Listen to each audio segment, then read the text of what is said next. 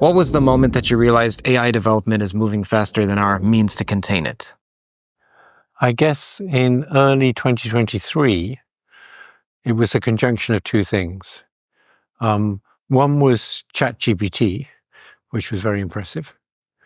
And the other was work I've been doing at Google on thinking about ways of doing analog computation to save on power and realizing that digital computation was just better.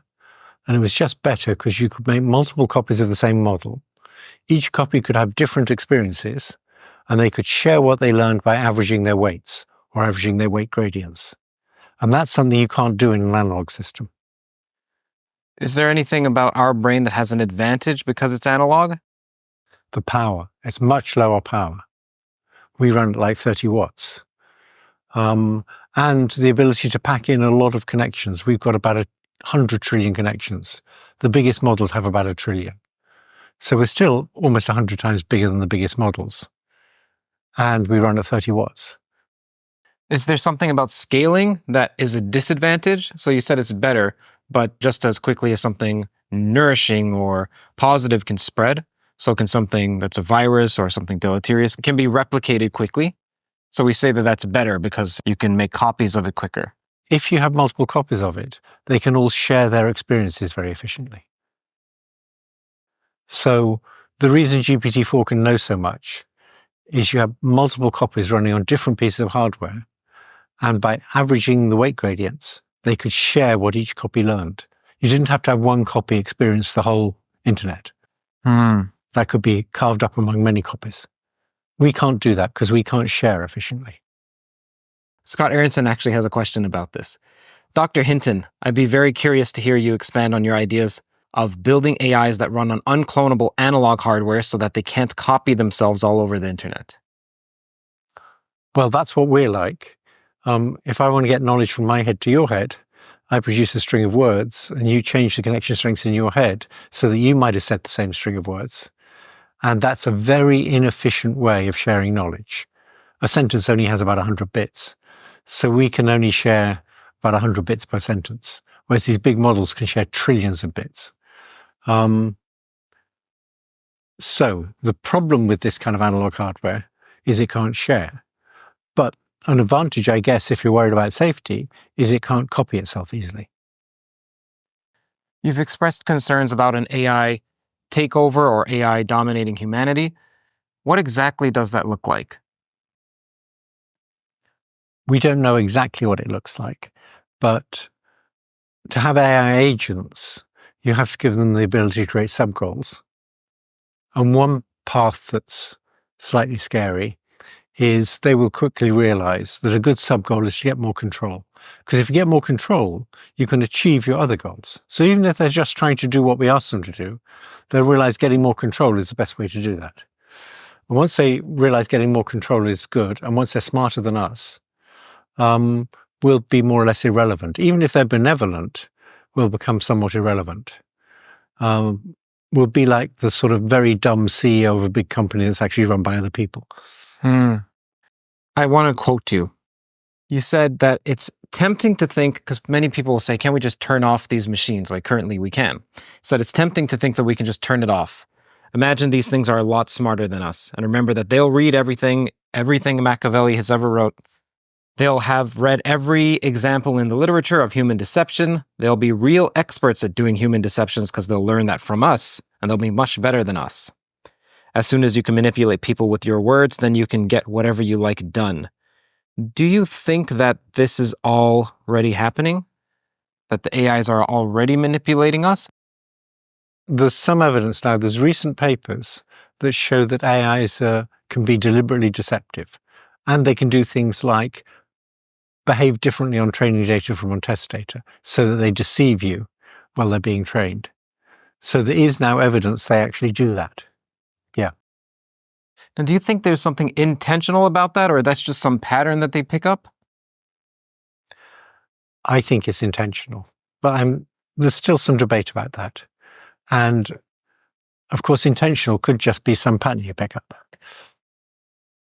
So is it your contention that there's a subjective experience associated with these AIs? Okay, so most people, almost everybody in fact, thinks one reason we're fairly safe is we have something that they don't have and will never have. Most people in our culture still believe that. We have consciousness or sentience or subjective experience. Now, many people are very confident they don't have sentience, but if you ask them, what do you mean by sentience? They say, I don't know, but they don't have it. That seems a rather inconsistent position, to be confident they don't have it without knowing what it is.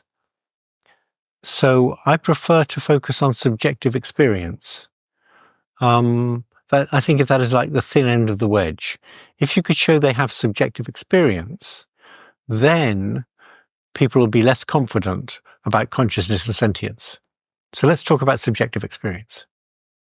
When I say, suppose I get drunk, and I tell you, I have the subjective experience of little pink elephants floating in front of me. Most people interpret that, they have a model of what that means. And I think it's a completely incorrect model. And their model is, there's an inner theatre, and in this inner theatre, there's little pink elephants floating around, and only I can see them. That's the sort of standard model of what the mind is, at least as far as perception is concerned. And I think that model is completely wrong.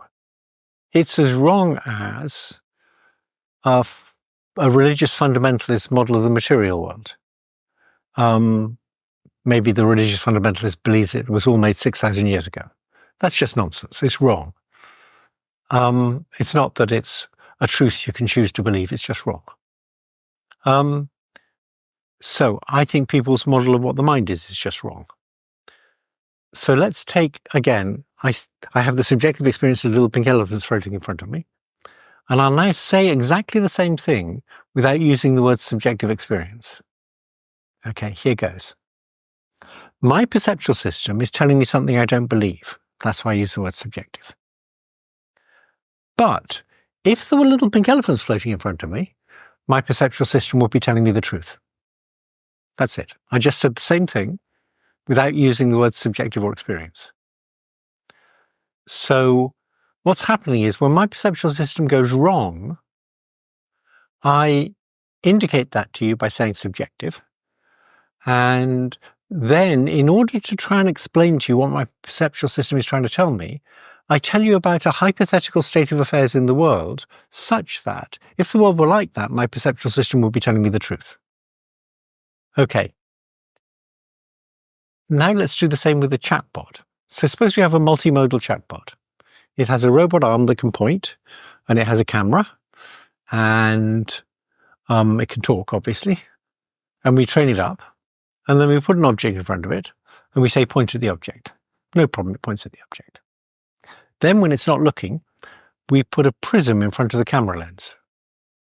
And then we put an object in front of it, and say, point at the object, and it points over there.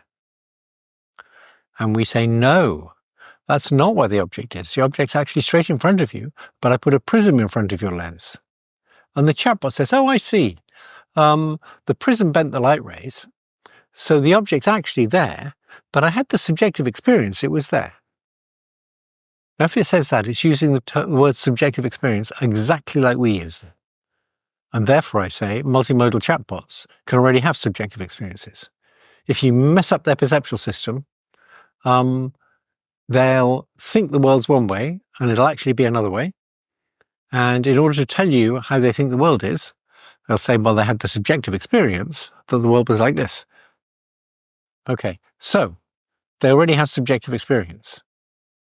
Now, you become a lot less confident about the other things. Consciousness is obviously more complicated because people vary a lot on what they think it means, but it's got an element of a self-reflexive element to it, a self-awareness element, which makes it more complicated.